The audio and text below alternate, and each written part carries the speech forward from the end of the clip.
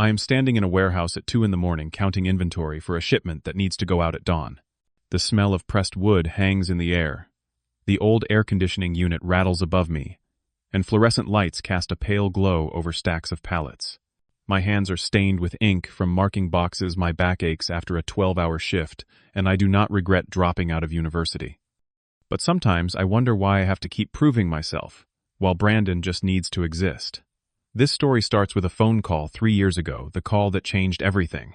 Before I tell you how I went from university dropout to running a 7-figure operation while my brother collected accolades for doing nothing, let me know where you are watching from in the comments.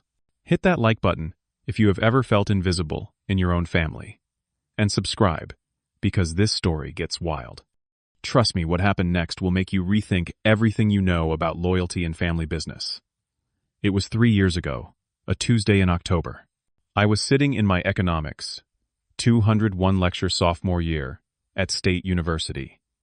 My phone buzzed in my pocket. Dad calling. That was unusual, because Dad never called during class hours. I stepped into the hallway, pressed the phone to my ear, and heard my father's voice shaking in a way I had never heard before. "Luther, I need you. The business is drowning. I cannot pay suppliers. 2 employees quit this week. I am 63 years old and I do not know if I can save this." Dad ran a small logistics company, a freight brokerage, with 15 employees. It was struggling. He had lost 2 major clients that month. Cash flow was negative and he owed the bank $50,000. I did not hesitate. "I am coming home, Dad. No, finish your degree. School can wait. You need me now." I was thinking about Brandon. My older brother was in his final year at a prestigious business school, about to graduate with honors. He could not interrupt his education. Someone had to help Dad, and that someone was me. Within 48 hours, I withdrew from the semester. I packed my belongings, loaded my beat-up sedan, and drove the 4-hour stretch back to my hometown. That night, I sat with Dad at the kitchen table until 3 in the morning, going through financial statements that made my stomach turn. The first 2 weeks were brutal. I woke at 5 every morning to learn how to coordinate shipments. Dad taught me how to contact carriers, negotiate rates, track freight across state lines. I sat beside him with an old notebook, writing down every detail. I learned about pricing structures, margin calculations, Department of Transportation regulations. My hand cramped from taking notes, but I absorbed everything. By week 3, I was taking over customer service calls. Angry clients shouted about late deliveries. I learned to soften my voice, apologize sincerely, promise solutions I would then have to figure out how to deliver. I started making cold calls to potential clients. I got rejected 97% of the time. Each no felt like a small failure, but I kept dialing. In the 2nd and 3rd months, when one of our drivers quit without notice, I drove the truck myself. It was a 16-foot box truck, and my hands blistered from gripping the steering wheel on long hauls. My shoulders ached, but I saved us $500 per delivery. I worked from 6 in the morning until 9 at night. When I got home, I collapsed into bed, without the energy to text my friends back. After 3 months, the business started to stabilize. I had found 3 new clients through relentless cold calling and 1 referral. Revenue increased by 15%. Dad looked at me one evening and said, "Son, I do not know what I would do without you." I felt tired to my bones, but I also felt proud. I believed I was doing the right thing. I believed Dad would eventually recognize what I had sacrificed. Then, there was Brandon. He graduated from business school with summa cum laude honors. He received a job offer from an investment firm in the city, with a starting salary of $85,000. Dad posted photos of Brandon's graduation ceremony all over Facebook, beaming with pride. Brandon called me the week after his graduation. His voice buzzed with excitement. "Bro, I got the Goldman Sachs offer. Starting in Manhattan." I congratulated him, sincerely told him how proud I was. Then he asked, almost as an afterthought, "How is the family business thing going?" I told him about the tough 3 months, the long hours, the small victories. "That is cool, man. Hey, I have to run." Meeting some buddies for drinks. He did not ask more questions. He did not offer to help. The conversation ended, and I sat there staring at my phone, feeling a strange hollowness. The following week, we had a family dinner to celebrate Brandon. Dad reserved a table at a fancy steakhouse, which was rare for us. We sat around the table and Dad raised his glass. "To my son, the financial wizard, I always knew you would make us proud." Mom beamed. "Brandon, we are so proud of you." I sat there in my work shirt, which still had an oil stain from loading boxes that morning.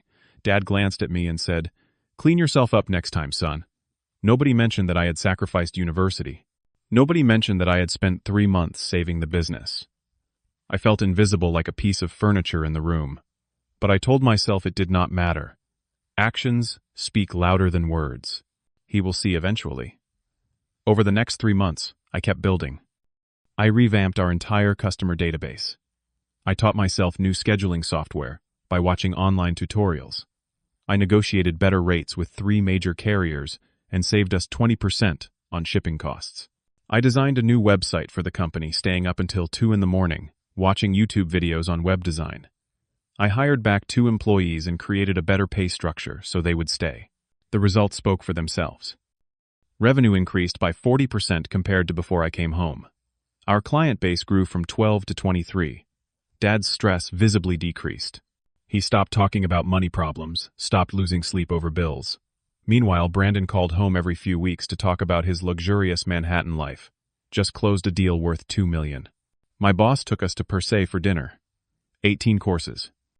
His Instagram showed him in tailored suits at rooftop bars on yacht parties with colleagues. Every time Brandon called, Dad stopped whatever he was doing.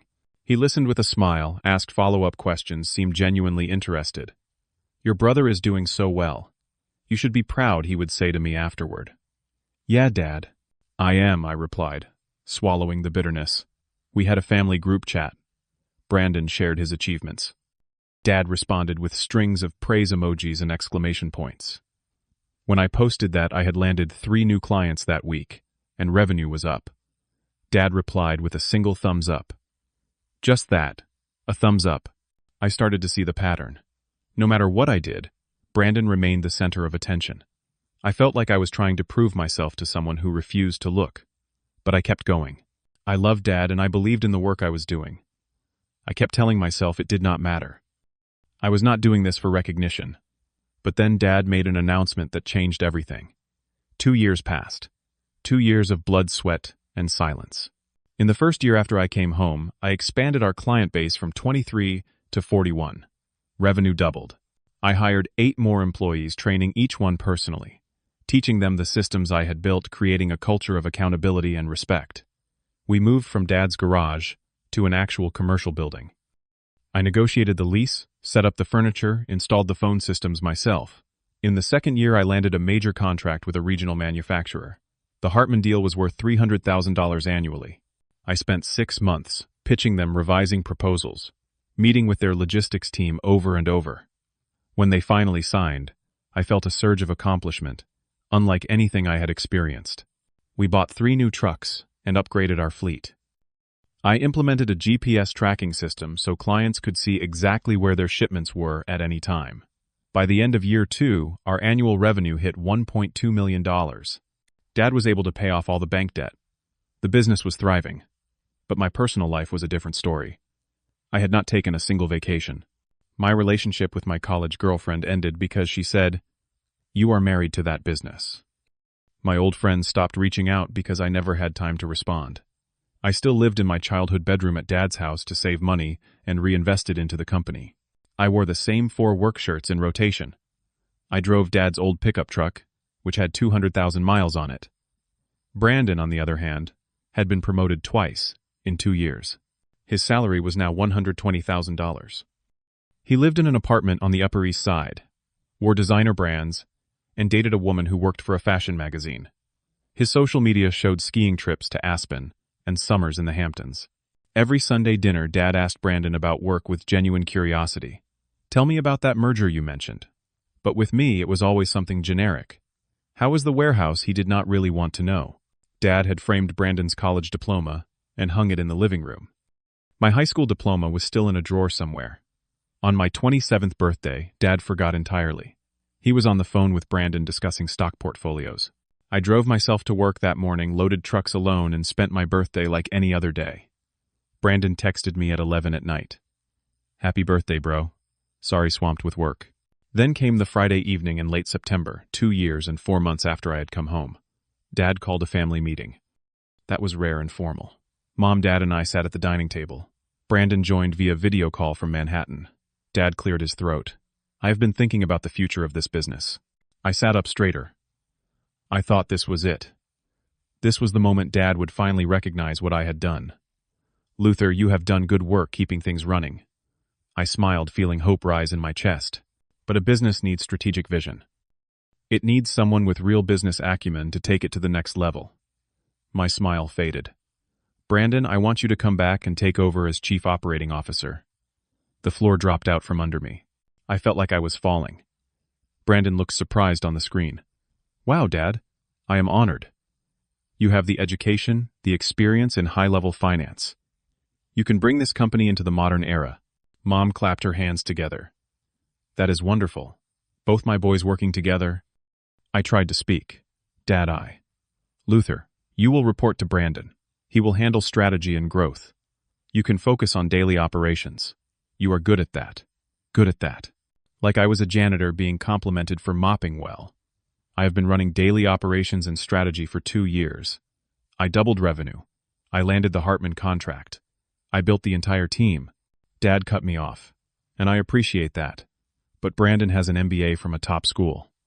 He understands business at a level that, well, you dropped out, son. Those words hit like a punch. Brandon spoke, his voice tentative. "Dad, maybe we should discuss this more. Luther has been there. He knows. This is decided. Brandon, you will start after you give 2 weeks' notice. Your salary will be $110,000 plus an equity stake." Equity stake. I have been working for $45,000 a year. You are compensated fairly for your role. The meeting ended. I walked outside and sat on the back porch in the dark. My hands shook. My chest felt tight. I was too angry to cry. Mom came outside. "Honey, try to understand. Your father wants what is best for the business. What about what is best for me? I gave up school. I gave up everything. You will still have a job. That is something. Something. Like charity." 2 weeks later, Brandon arrived for his first day. Dad cleared out the largest office, which had been his own, and gave it to Brandon. New desk, new computer, new everything. Dad introduced Brandon to the staff. "This is Brandon, our new Chief Operating Officer. He is here to take us to new heights." I stood there in my dirty work boots, having already worked the opening shift since 5 that morning. Brandon scheduled a strategic planning meeting for Monday morning. He showed up with his laptop, an expensive leather notebook, and a designer pen. "I have been analyzing our operations. You have been here 2 days, I thought. We need to streamline efficiency, maximize margins, leverage synergies, buzzwords from business school." He suggested cutting our staff from 23 down to 18. Those 5 people have families. And we need them for the Hartman contract. It is about optimizing labor costs. Dad nodded. Brandon is right. We need to think bigger picture. Brandon's typical workday started at 9 in the morning. By then I had already been working for 4 hours. He spent time on the phone with old colleagues from Manhattan.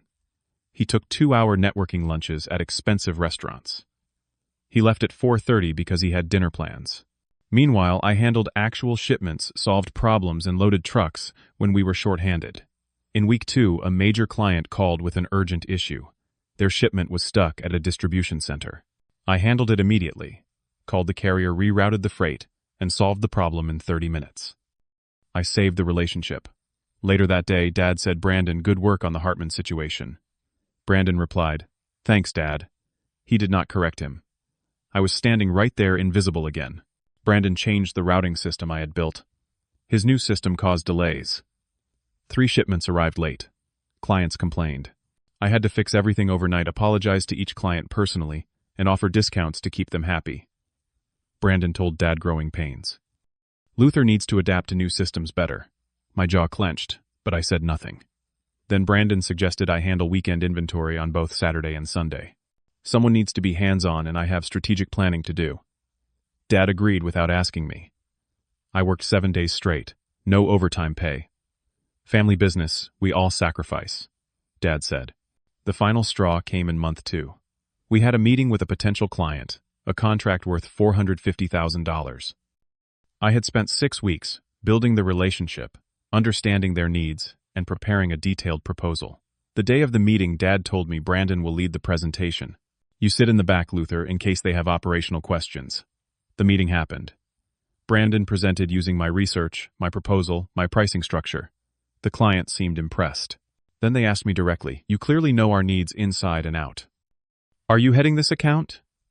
Before I could answer, Brandon spoke. Luther handles day-to-day operations. I oversee strategy. You will be working primarily with me. The client signed the contract. Dad celebrated loudly. Brandon, you nailed it. This is why I brought you on board. Brandon accepted the praise. I drove home that night, gripping the steering wheel so hard my knuckles turned white. That night, I sat alone in my childhood bedroom. I looked at the degree application I had pulled up on my laptop. I had thought about finishing school, but I realized something. It did not matter what I did. It would never be enough. Dad would always see Brandon as the golden child, and me as the worker bee. A decision crystallized in my mind.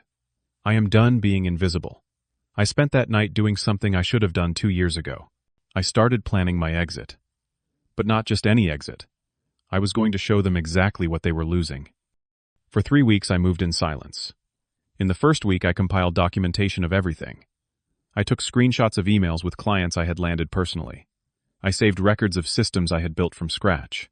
I printed financial reports, showing revenue increases that happened under my leadership. I created a list of all employees I had hired and trained. I documented every contract negotiation I had led. I stayed late pretending to work, but I was actually organizing files. I copied everything onto an external hard drive. Brandon never noticed. He was too busy strategizing, which mostly meant browsing LinkedIn. In the second week, I quietly met with key clients during my delivery runs. I sat down with Gerald, the logistics director at Hartman Manufacturing. We had become friends over the past year. Luther, is something wrong? He asked. I am thinking about my future. If I was not with my father's company, would you still want to work with me, kid? You are the only reason we are still with them. Your brother does not know a pallet from a pallet. I repeated this conversation with 3 other major clients. They all said the same thing. Their loyalty was to me, not to the company. In the third week, I researched what it took to start my own logistics company. I learned about LLC filings, insurance requirements, and bonding. I contacted a lawyer I knew from high school. How fast can we set this up? 2 weeks if you have the funds. I checked my savings. $38,000. I had saved every single penny for 2 years. It was enough for deposits, licenses, and initial insurance. I filed the paperwork without telling anyone. I named the business Luther Freight Solutions. During this time, Brandon continued making improvements that created problems. He changed vendor relationships I had carefully cultivated. The new vendor had higher rates and worse service. Our drivers complained to me constantly. Man, when is your brother leaving? Soon, I told them. Real soon. The trigger came on a Friday afternoon, 3 weeks after I started planning. Brandon called a staff meeting and announced a new commission structure. Lower base pay, higher commission. It will motivate efficiency. I knew this would hurt employees with families who depended on stable income. I looked around the room. People looked worried. Sarah, a single mom who had worked with us for 3 years, spoke up. Brandon, I need that base pay for rent. Then you will work harder for commission. That is how business works. I stood up. No. That is not how this business works. The room went silent. Excuse me, Brandon said. For 2 years, I have watched you take credit for work I did. I have stayed quiet while Dad handed you everything I built. But I will not let you hurt these people. Dad walked in at that moment. Luther, sit down. No, Dad. You want to know why the business succeeded? Not because of Brandon's MBA. Because I was here at 5 in the morning. Because I drove trucks when we could not afford drivers. Because I gave up my education while Brandon partied in Manhattan. Dad's face reddened. I gave you a job when you dropped out. You should be grateful. I did not drop out.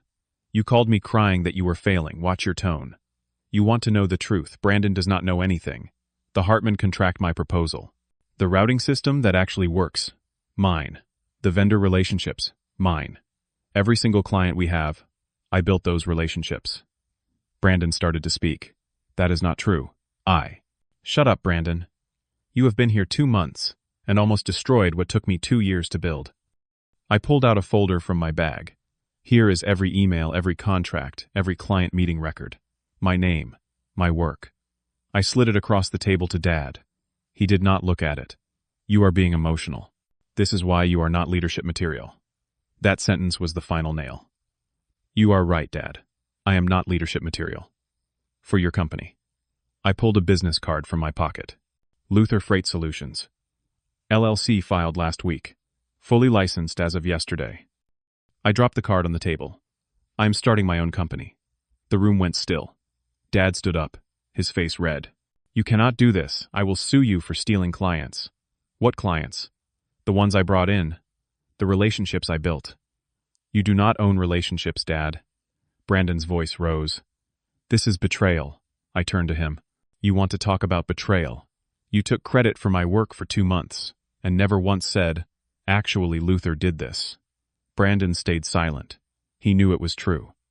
Sarah spoke up. Luther, you said you are starting your own company. Yeah. It will be small at first, but honest work, fair pay, steady base salary. I am coming with you. Marcus, one of our best drivers, stood up. Me too. I am tired of this. One by one, 6 of the 23 employees quit on the spot. These were people I had hired, people I had trained, people I had treated with respect. They walked out with me. Dad's company just lost a quarter of its workforce, including the best people. Over the next week, I called key clients personally. Gerald, I am starting fresh.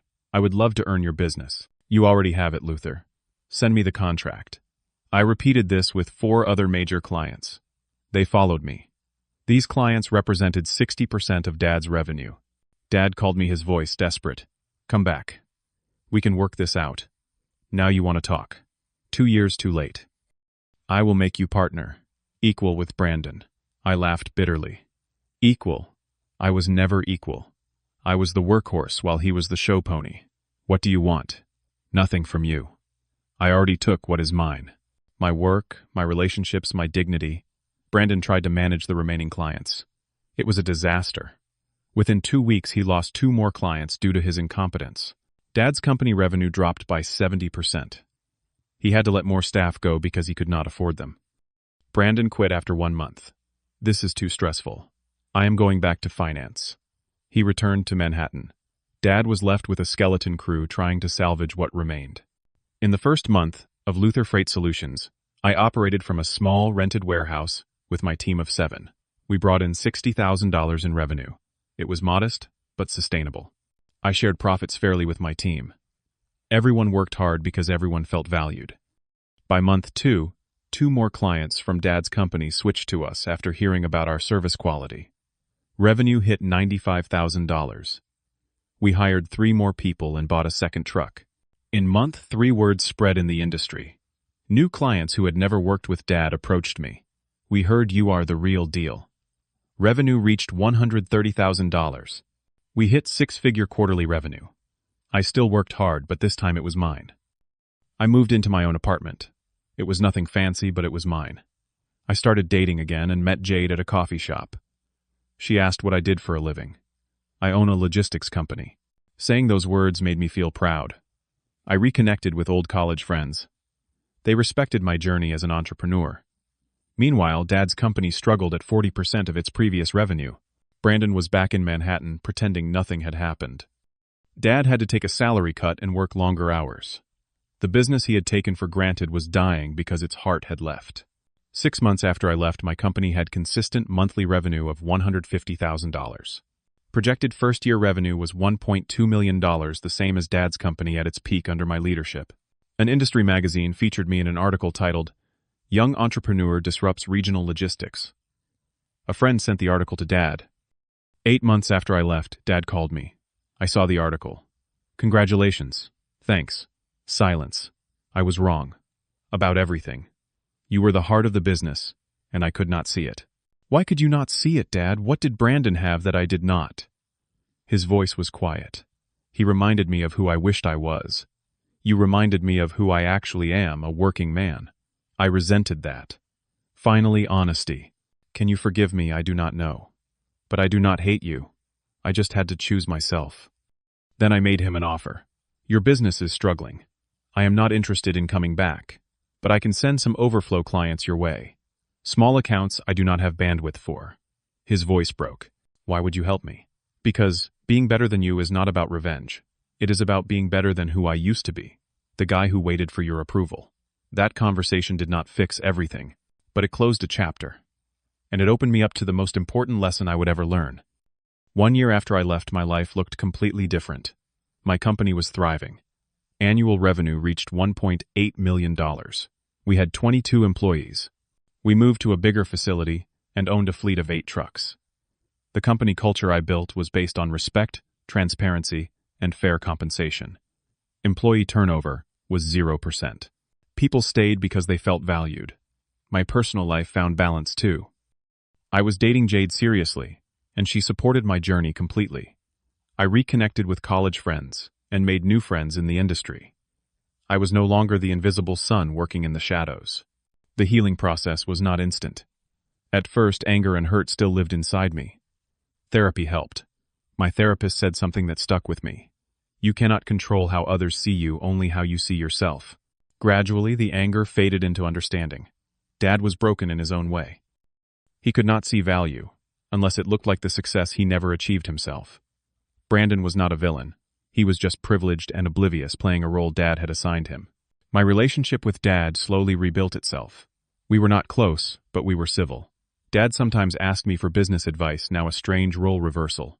I helped him without judgment. He was learning humility late in life. Brandon and I remained distant. He sent occasional texts. Congrats on your success. I realized Brandon had been playing a role Dad assigned him too. I felt no hatred toward him anymore, just acceptance that we were on separate paths. I learned profound lessons through this experience. About family, I learned that family is not just about blood, it is about who shows up. The team who left with me, who believed in me when Dad did not, they became my real family. About self-worth, I learned that I spent years trying to prove I was enough to someone who could not see it. The truth is, I was always enough. I just needed to believe it myself. Self-worth cannot come from external validation. The moment I chose myself, everything changed. About success, I learned that it is not about being better than someone else. It is about being true to who you are. My company succeeded not to spite Dad, but because it was built on authentic values of respect, hard work, and fairness. About letting go, I learned that forgiving does not mean forgetting. It means refusing to let the past poison your future. I had to release my anger to truly be free. Carrying resentment only hurt me. Now I stand in my office looking down at my team working on the floor below. I think back to that night in the warehouse 3 years ago when I felt invisible. I used to wonder what would have happened if Dad had seen me. Now I realize it does not matter. I see me. The hardest part of building something is not the work.